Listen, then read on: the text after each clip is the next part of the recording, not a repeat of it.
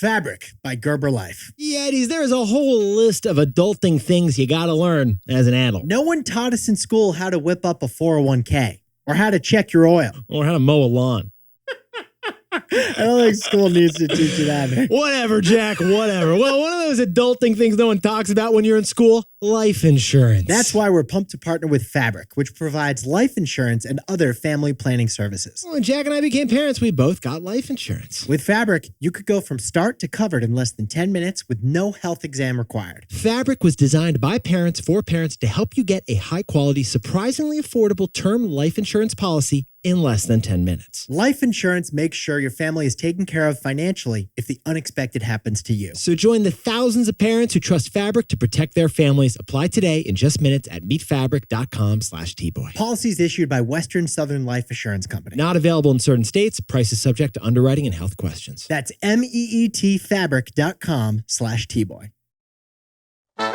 This is Nick. This is Jack. It's Thursday, the new Friday, September 7th. And today's pod is the best one yet. It is a T-Boy, Jack. Nick, do you see what pose I'm doing over here? Oh, I'm sorry. I got to interrupt you, Jack. Is this the T-Boy studio or Studio 54?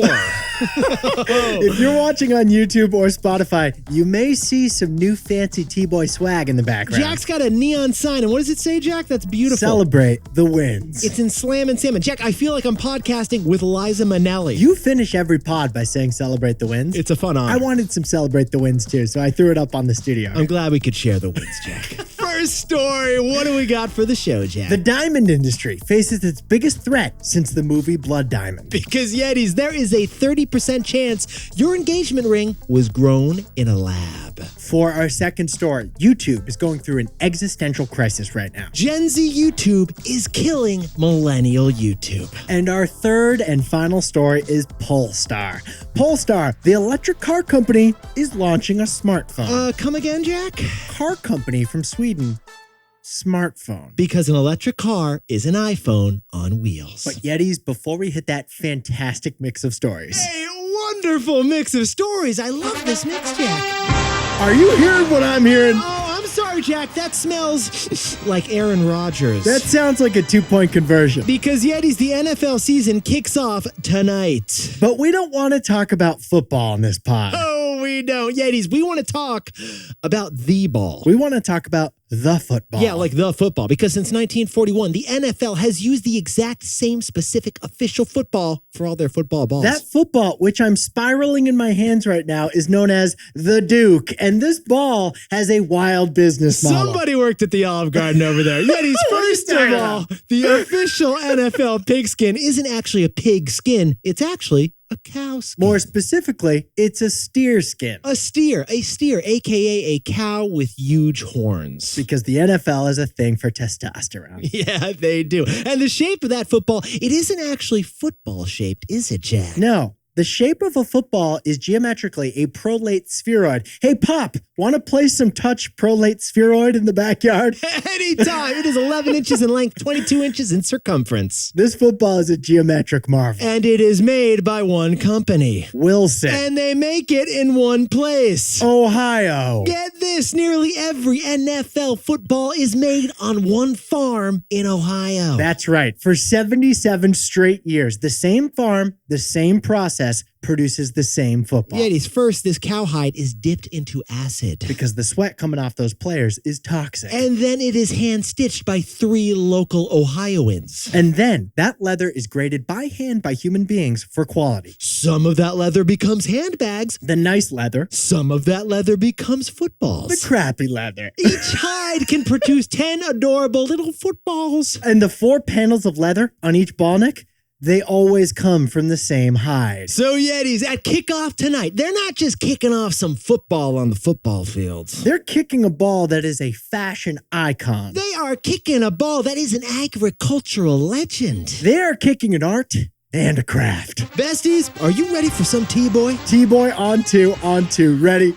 Omaha, 3 stories, Pike. 15 years before this song, 2 boys from the Northeast met in the dorm. They had an idea that caused a cultural storm. It's the best one yet, but the best is the norm. Jack, Nick, that's it. I don't even think they need to practice. 50%, that's a fat tip. T-Boy City on your at list. Peace, if you know, cause we ready to go. We can't wait no more, so just start the show. Start the show.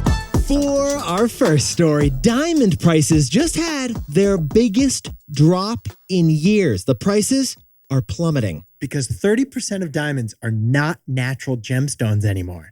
30% of diamonds are grown in a lab. Jack, if we are going to talk diamonds, we both have gotten married. We both have gotten to know diamonds. We got to talk about the 5 C's of diamonds. We got to know diamonds once. And the 5 C's are cut, color, clarity, carat, and can I afford this thing? Everyone forgets about that 5th C, but it gets you every time, Jack. But Yetis, nearly every diamond on Earth is sold by one mysterious, opaque powerhouse of a company. And who is that company, Jack? De Beers. Da This Beers. is the diamond monopoly. I just thought of that. Da Beers. De Beers has a diamond monopoly. Yeah, De Beers. They have controlled the diamond industry for a whopping 150 years now. But this diamond diva just had its worst sales month and its worst sales development in years. Yes, it did. Yeti's diamonds for engagement rings have fallen in price by, get this, 40% in the wholesale market. A 40% drop in diamond prices. Now, Yetis, don't go proposing to your boo on this news. Yeah, you don't want to just buy the dip on this situation. Because the wholesale price drop for diamonds hasn't trickled down to retail jewelry stores yet. But eventually, that solitaire, it's going to end up on the sales rack. And that's when you buy the dip on this thing. That cushion cut, you're going to buy that dip. She's a long-term hold. Literally. We know you're wondering, Yetis, what is the reason for the 40% drop in diamond prices happening right now? What is it because you're not buying material things? You're heading to the Amalfi Coast for a month? What is it, Jack? Lab-grown diamonds. Lab-grown diamonds. Lucy in the sky with lab-grown diamonds. We're not talking about fake diamonds because a lab-grown diamond is physically identical to the natural diamonds we've had for years. But lab-grown diamonds, Yetis, they are not natural. They're actually developed in a lab, even though they're chemically equivalent. According to our buddies at National Geographic, planet Earth forms diamonds naturally with pressure and heat over the course of billions of years. On the other hand, a lab run by Dr. Whatever forms diamonds synthetically over weeks in a microwave oven. Synthetic diamonds have been around for a decade or two, but according to Bloomberg, they're finally catching on with consumers. We had to sit down, stand up, and check our bifocals again on this number. 30% of diamonds sold today were grown in a lab. We repeat, 1 out of 3 diamonds sold today is a lab-grown diamond. Case in point, Pandora, the world's largest jewelry company, isn't selling natural diamonds anymore. Pandora, the ones with like the charms that do the advertisements every December 1st, they're only selling lab-grown diamonds as of this year. Now, naturally, De Beers hates this new trend of lab-grown diamonds. Because lab-grown diamonds are cracking down on their monopoly. De Beers claims that people care about the romance of Mother Earth naturally crafting each stone into something beautiful. You love the essence and the eternity of having that diamond that was around at the same time as the dinosaurs. On the other hand, the lab-grown industry says that people like avoiding the ethical and environmental downsides of diamond mining. And the data shows that people are down with a lab-grown diamond. Because 30% of diamonds today are nuked in an oven. Diamonds are apparently everyone's best friend. So, Jack, what's the takeaway for our buddies over in the diamond industry? Disruption doesn't have to be loud. It can be quiet. Yetis, over the last decade, disruption has been associated with loudness. Think Uber. Big, brash tech company breaking things, moving fast, and splitting an industry in half. But what Jack and I have noticed is that disruption can also be quieter and subtler and more elegant, if you will. Like the lab-grown diamond industry. Exactly. The lab-grown diamond industry could have campaigned loudly against the big De Beers monopoly. Instead, the lab-grown industry subtly focused on itself, promoting its sustainability and its lower price. The shocking surge in lab-grown diamonds proves that disruption can also be quiet. For our second story, there is an existential crisis going on inside of YouTube. YouTube's fate is being tugged by millennials on one side and by Gen Z on the other. Jack, remember when TikTok was taking over the world? It's still kind of taking over the world right now. Like, it's like happening in real time. Well, back in 2019, the tech industry noticed. And so every tech company started copying TikTok's core product. Everyone was copying TikTok. TikTok was getting zucked 6 ways to Sunday, Jack.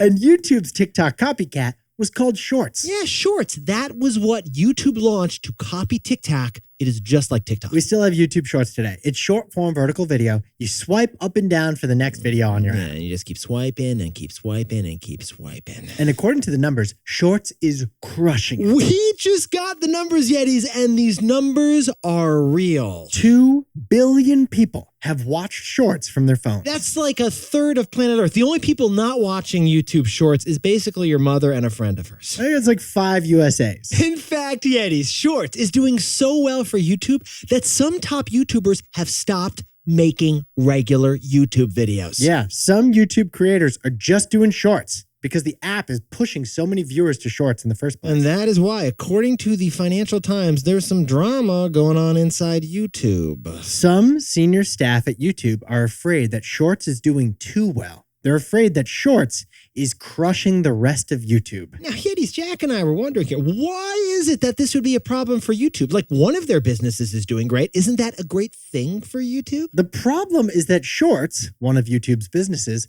doesn't make money. Shorts gets views. It does not get cash. To sprinkle on some context, Yetis, YouTube's core business, horizontally formatted long-form videos, that is a fabulously profitable business. It is a profit puppy. That business brings in $30 billion in revenue a year for YouTube. Because top brands like Verizon, State Farm, Toyota, they buy commercials and put them into YouTube as ads that you have to watch before your thing. And you don't mind watching those ads. In fact, you tend to click on those ads in traditional long-form YouTube videos pretty frequently. But for YouTube Shorts, people hate when ads interrupt their swiping. Yeah, because if you get a 10-second ad in a 10-second video, that is not a fun situation, Jack. So the concern among some at YouTube is that an unprofitable new product, YouTube Shorts, is cannibalizing the profitable product. YouTube long-form videos. And the evidence, just look at the last 4 earnings reports. Get this, Yetis. In 3 of the last 4 quarters, YouTube's revenue has actually fallen. At the same time that Shorts' popularity is soaring. So, Jack, what's the takeaway for our buddies over at YouTube? Millennial YouTube is at war with Gen Z YouTube. Yetis, Google, YouTube's parent company, just celebrated its 25th birthday. It's been around for a whopping 25 years now. And that's important context for this next part. The business dilemma that's happening at YouTube reveals a generational divide. It's Millennial YouTube versus Gen Z YouTube. The senior staff we mentioned earlier, the ones that are concerned about the rise of Shorts, Yes, Jack? those are the millennials working at YouTube. They're the generation that created YouTube, and they have a patience for the long-form traditional YouTube videos. But the new users who are loving YouTube Shorts, they're the Gen Zers. And they are not watching horizontal videos on a computer. They are watching vertically on their phones. They probably don't even use a computer. And that has created an existential crisis. The soul of YouTube is facing an internal tug of war. Millennial YouTube versus Gen Z YouTube.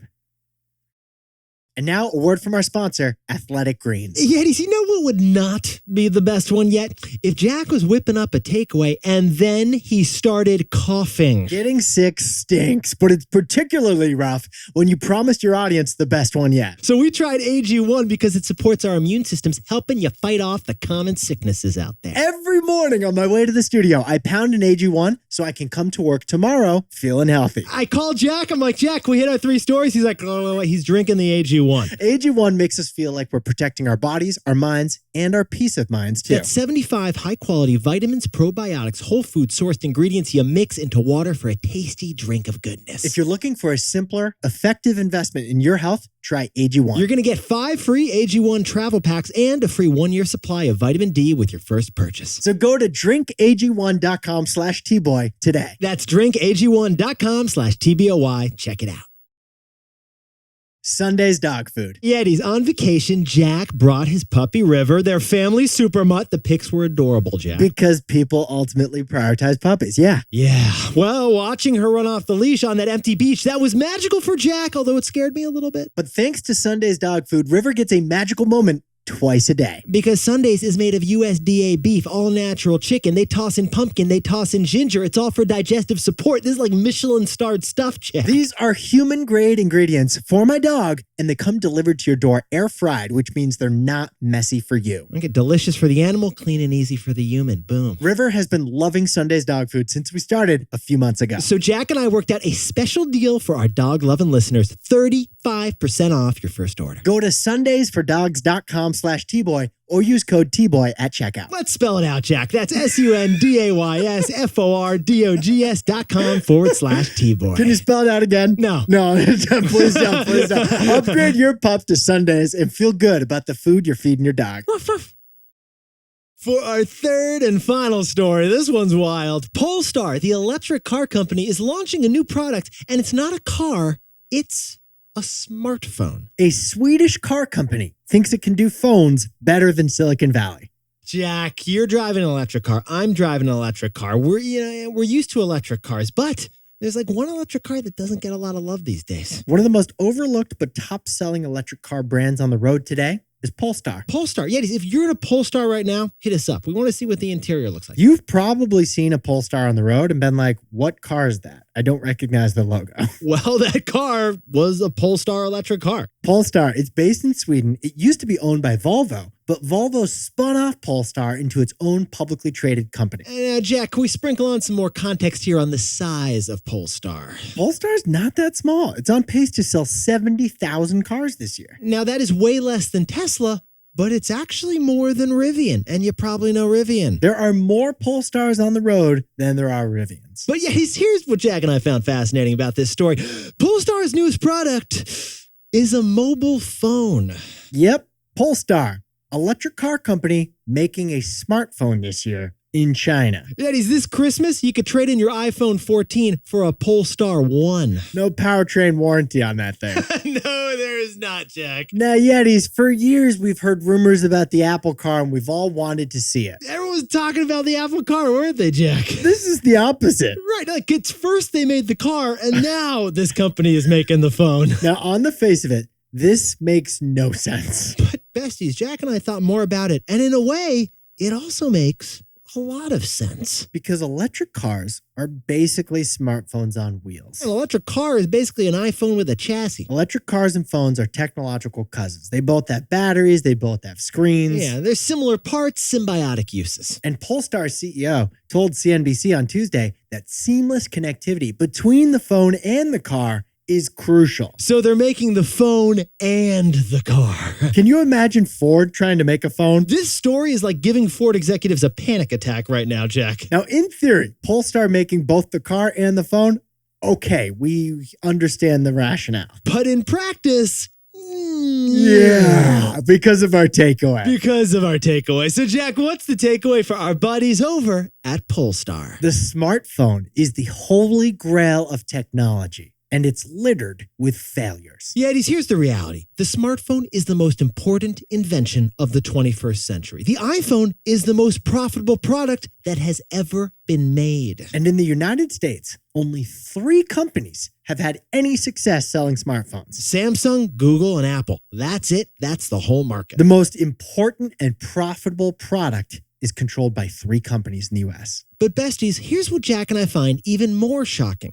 The number of tech companies who have tried and failed to create a smartphone. Remember Amazon launched a Fire phone that they shortly had to shut down? Microsoft and Sony, both of them have tried to make smartphones, and both of them have kind of failed at it. Even Facebook secretly tried to launch a smartphone, and that fell apart too. Yes, it did. Yetis, ironically, crazily, comically, it may take a car company to pull off the next smartphone. A Swedish car company in China.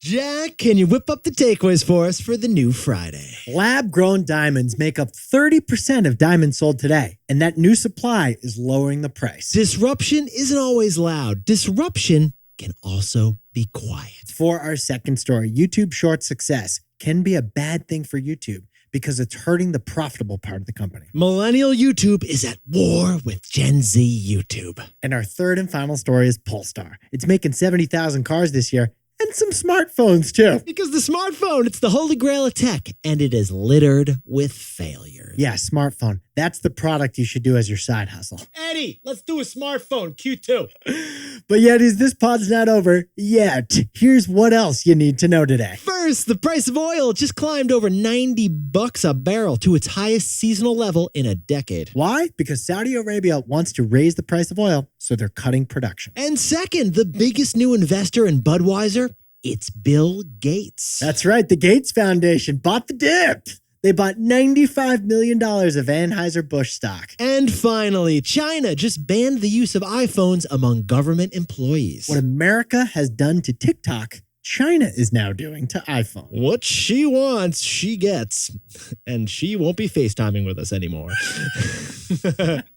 Now, time for the best fact yet. This one sent in by Patrick Meehan from lovely Bradenton, Florida. In every NFL game, including the one tonight between the Chiefs and the Lions, 48 NFL footballs are available for the game. Each team gets 24 footballs that they can use in the game when they play. But before that ball can be hiked in the game, it must be signed by the head official. That's right. The head referee of every football game must sign the ball before it goes into play. It's the autograph nobody cares about. It's the John Hancock on the pigskin.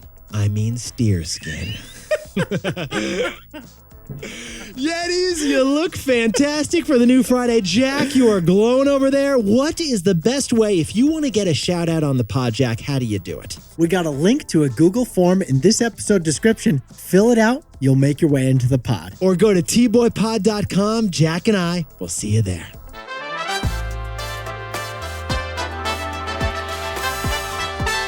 And before we go, a happy birthday to legendary Yeti Steve, the Trojan Yap, down at the University of Southern California. And happy birthday to bestie Alexandra Lester in Mesa, Arizona. And Reagan Park, happy birthday celebrating at the Chiefs game right now. Happy anniversary to Rima Nake and Sean Thomas, who are celebrating 1 year of being married together with a long run. And a happy 4-year wedding anniversary to Brandy and Michael Lunos, enjoying it down in Ashburn, Virginia. Congratulations to Indigo Amandi, who's going to preschool for the first day in East Hampton, Mass. First day at preschool, you got this, Indigo. You go, Indigo. Sharpen that pencil, buckle that backpack. And get wicked smart just outside Boston.